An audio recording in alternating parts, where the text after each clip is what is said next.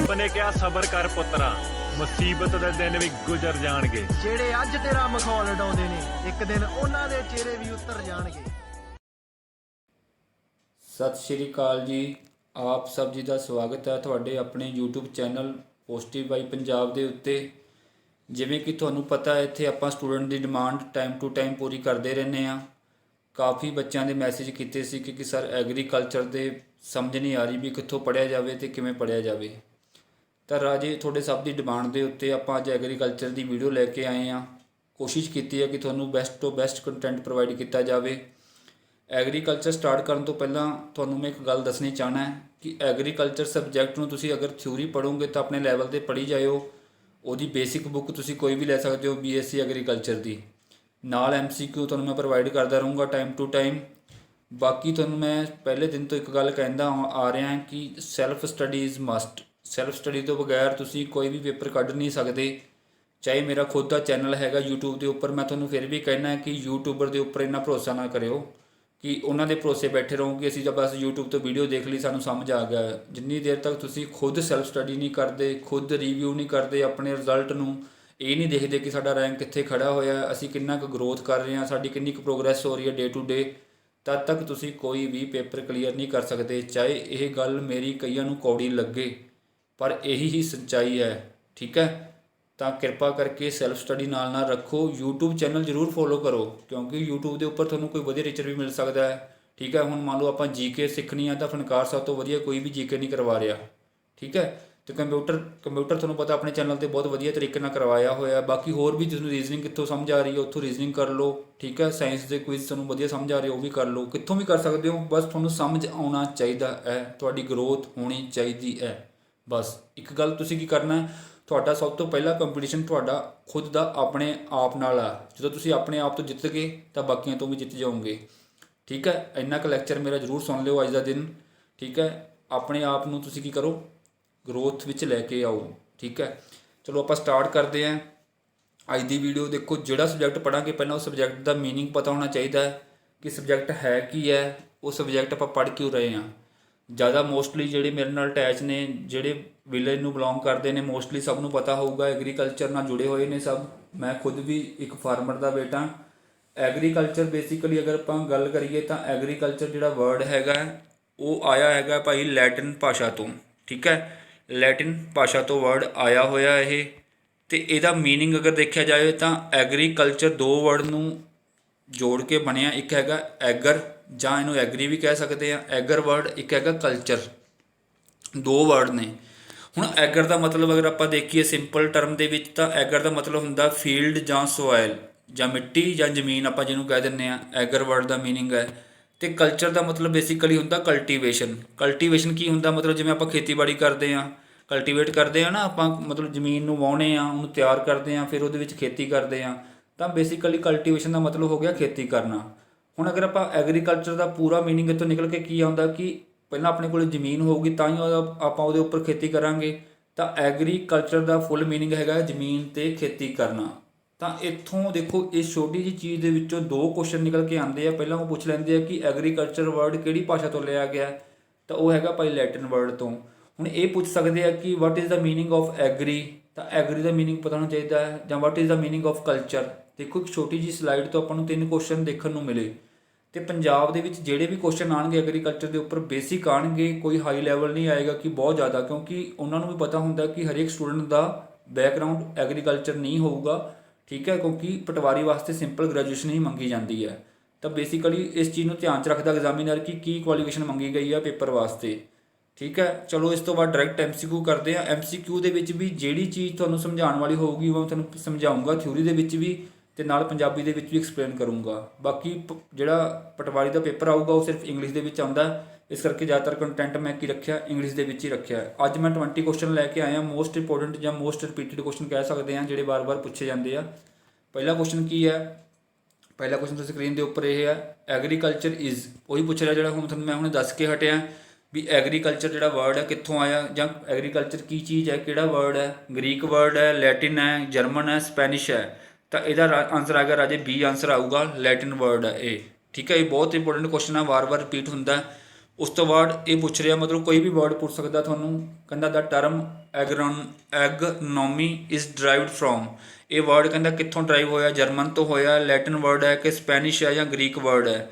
ਤਾਂ ਰਾਜੇ ਇਹ ਹੈਗਾ ਐਗਰੋਨੋਮੀ ਹੈਗਾ ਜਿਹੜਾ ਵਰਡ, ਉਹ ਹੈਗਾ ਗਰੀਕ ਵਰਡ। ਓਕੇ ਜੀ, ਇਹਨੂੰ ਧਿਆਨ 'ਚ ਰੱਖਣਾ, ਇਹਦੇ ਵਿੱਚ ਸਮਝਾਉਣ ਵਾਲੀ ਕੋਈ ਗੱਲ ਨਹੀਂ। ਨੈਕਸਟ ਹੈਗਾ ਕਹਿੰਦਾ ਪ੍ਰਾਇਮਰੀ ਰਿਸੋਰਸ ਫॉर ਐਗਰੀਕਲਚਰ, ਮਤਲਬ ਕੀ ਕਹਿੰਦਾ ਜਿਹੜੇ ਜ਼ਰੂਰੀ ਰਿਸੋਰਸ ਕਿਹੜੇ ਚਾਹੀਦੇ ਆਪਾਂ ਨੂੰ ਖੇਤੀਬਾੜੀ ਕਰਨ ਵਾਸਤੇ। ਤਾਂ ਪੜ੍ਹ ਲਓ, ਪਹਿਲੇ 'ਚ ਕਹਿੰਦਾ ਲੈਂਡ ਚਾਹੀਦੀ ਹੈ, ਫੀਲਡ ਚਾਹੀਦੀ ਆਪਾਂ ਨੂੰ, ਜ਼ਮੀਨ ਚਾਹੀਦੀ ਆ, 에ਅਰ ਚਾਹੀਦੀ, ਹਵਾ ਚਾਹੀਦੀ ਆ, ਵਾਟਰ ਚਾਹੀਦਾ, ਫਿਰ ਸੀਡ ਚਾਹੀਦਾ, ਫਰਟੀਲਾਈਜ਼ਰ ਚਾਹੀਦੇ ਆ, ਪੈਸਟੀਸਾਈਡ ਚਾਹੀਦੇ ਆ, ਫਿਰ ਸੀਡ ਚਾਹੀਦੇ, 에ਅਰ ਚਾਹੀਦੇ ਆ, ਵਾਟਰ ਚਾਹੀਦੇ ਆ। ਤਾਂ ਪੜ੍ਹ ਲਓ ਇਹਨੂੰ ਇੱਕ ਵਾਰੀ।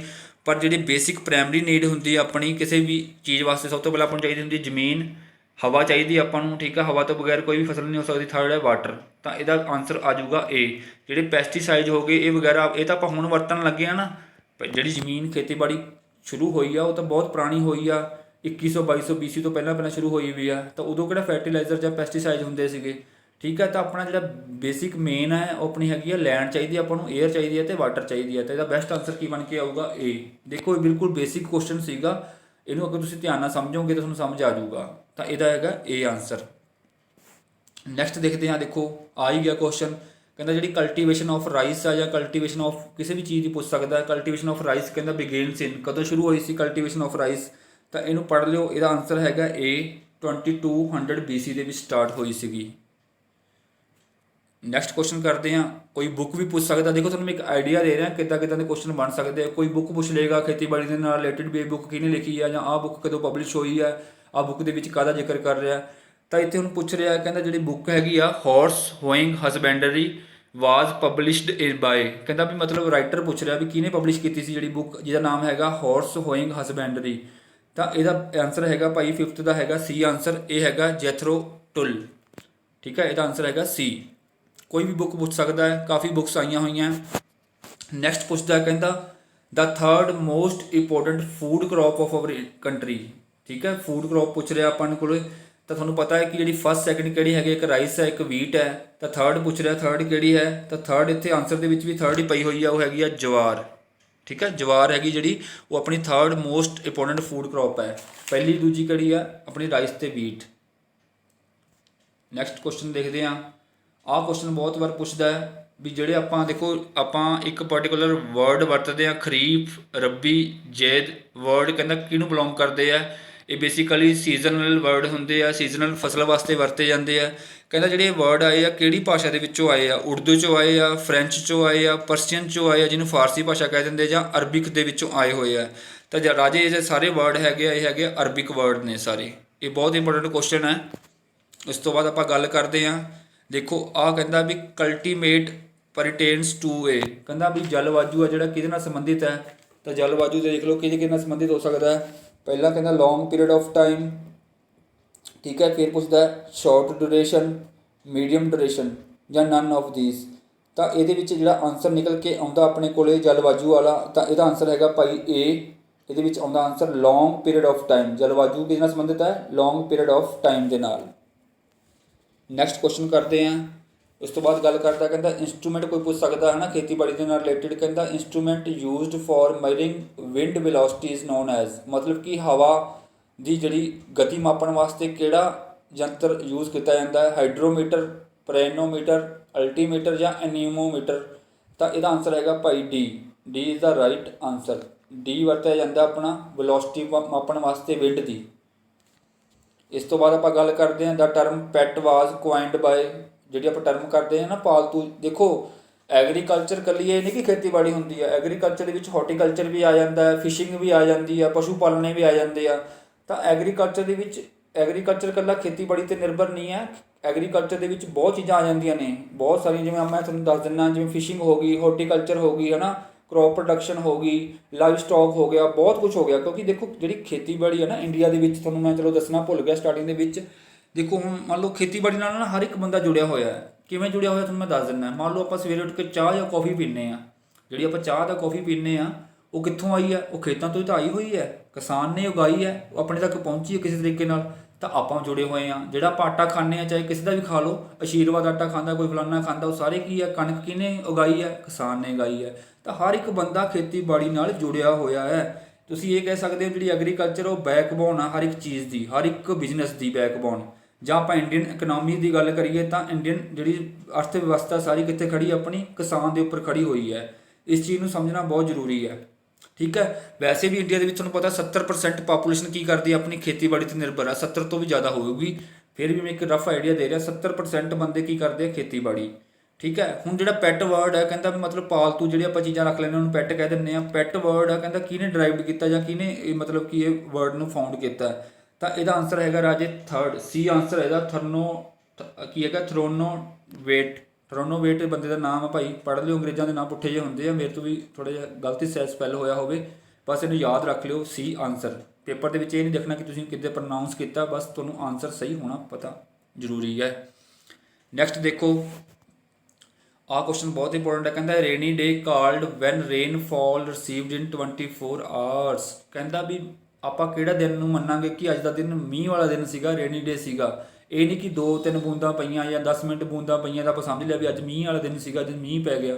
ਜੇ ਉਹਨੂੰ ਅਗਰ ਟੈਕਨੀਕਲ ਦੇਖਿਆ ਜਾਵੇ ਤਾਂ ਰੇਨਫਾਲ ਮੇਜਰ ਹੁੰਦੀ ਹੈ, ਹੈ ਨਾ, ਮਿਲੀਮੀਟਰ ਦੇ ਵਿੱਚ ਕਿੰਨੇ ਐਮਐਮ ਬਾਰਿਸ਼ ਹੋਈ, ਠੀਕ ਹੈ, ਇਹ ਪੁੱਛੇਗਾ ਉਹ।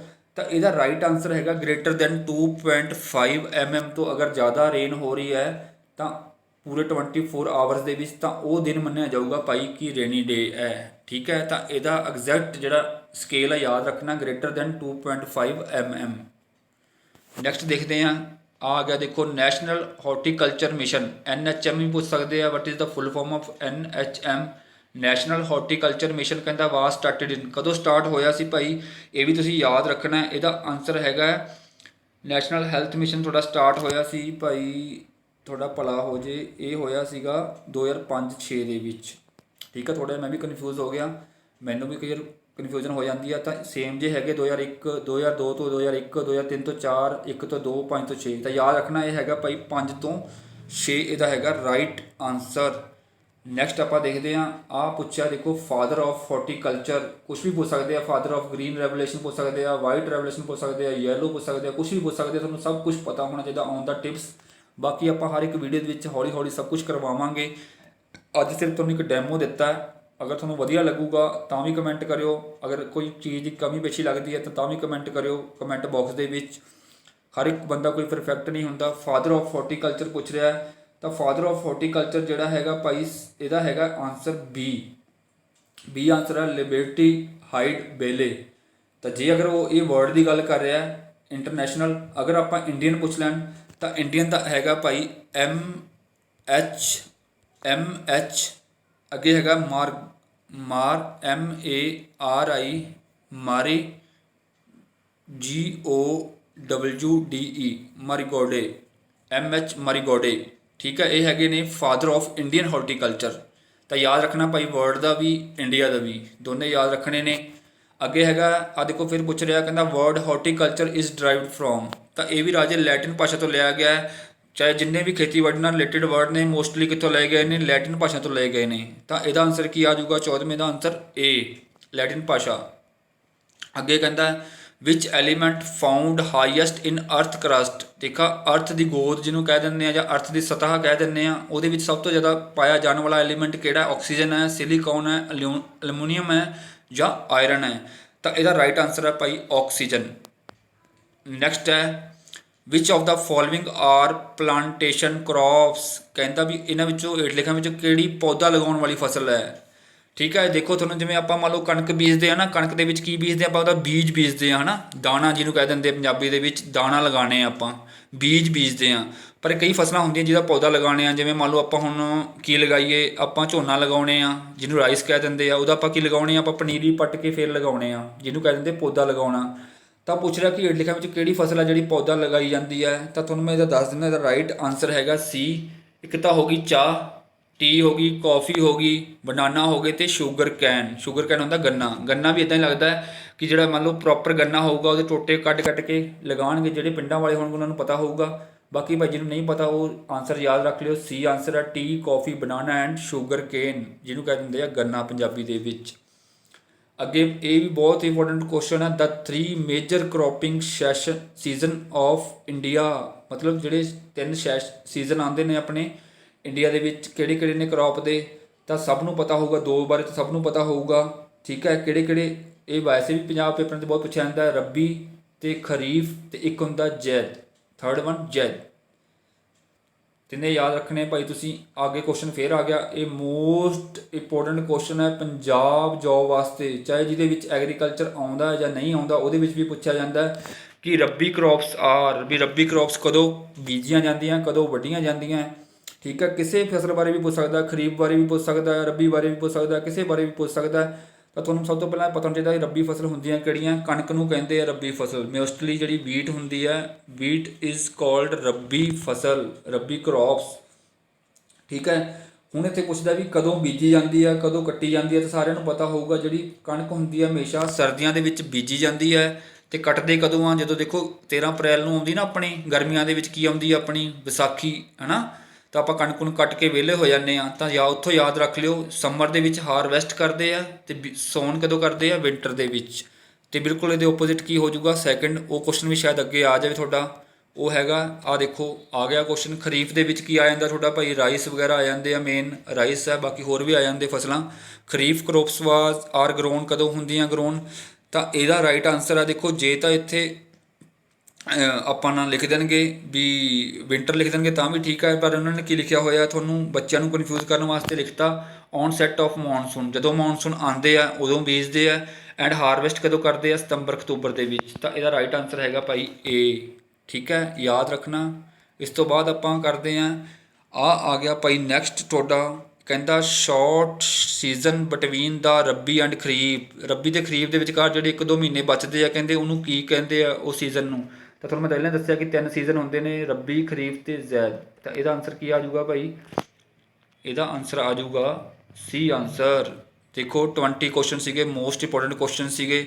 ਜੇ ਵੀਡੀਓ ਵਧੀਆ ਲੱਗੇ ਲਾਈਕ ਕਰਿਓ, ਚੈਨਲ ਨੂੰ ਸਬਸਕ੍ਰਾਈਬ ਕਰ ਲਿਓ ਅਤੇ ਟੈਲੀਗ੍ਰਾਮ ਦਾ ਗਰੁੱਪ ਜੁਆਇਨ ਕਰ ਲਿਓ ਭਾਈ, ਡਿਸਕ੍ਰਿਪਸ਼ਨ ਦੇ ਵਿੱਚ ਪਿਆ ਹੈ। ਬਾਕੀ ਤੁਹਾਨੂੰ ਪਤਾ ਆਪਾਂ ਇੱਕ ਤੁਹਾਡਾ ਮੈਮਰੀ ਟੈਸਟ ਲੈਣੇ ਹੁੰਦੇ ਆ ਭਾਈ, ਕਮੈਂਟ ਸਾਰੇ ਕਰਕੇ ਜਾਇਆ ਕਰੋ ਜੋ ਵੀ ਵੀਡੀਓ ਦੇਖਦੇ ਆ। ਕਿਰਪਾ ਕਰਕੇ ਜੇ ਤੁਸੀਂ ਮੇਰੀ ਮਿਹਨਤ ਦੇ ਬਾਰੇ ਜਾਣਦੇ ਹੋ, ਜੇ ਮੇਰੀ ਮਿਹਨਤ ਦਾ ਮੁੱਲ ਪਾਉਣੇ ਹੋ, ਤਾਂ ਕਿਰਪਾ ਕਰਕੇ ਪਲੀਜ਼ ਕਮੈਂਟ ਜ਼ਰੂਰ ਕਰਿਆ ਕਰੋ।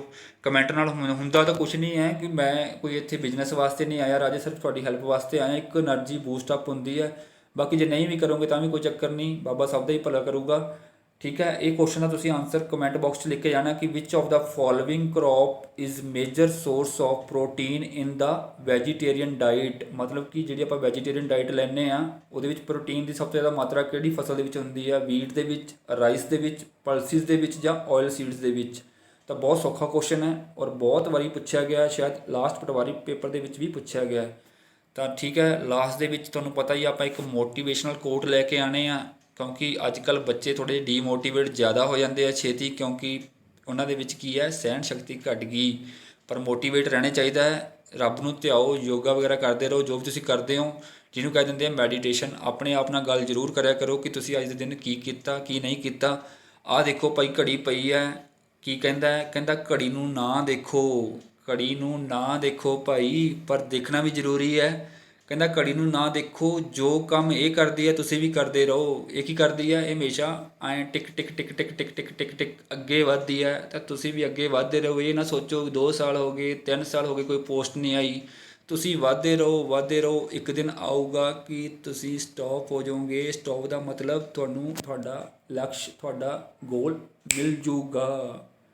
ਤਾਂ ਬਾਬਾ ਮਿਹਰ ਕਰੇ, ਸਰਬਤ ਦਾ ਭਲਾ। ਮਿਲਦੇ ਹਾਂ ਇੱਕ ਨਵੀਂ ਵੀਡੀਓ ਦੇ ਨਾਲ, ਤਦ ਤੱਕ ਵਾਸਤੇ ਧੰਨਵਾਦ। ਬਾਬਾ ਮਿਹਰ ਕਰੇ।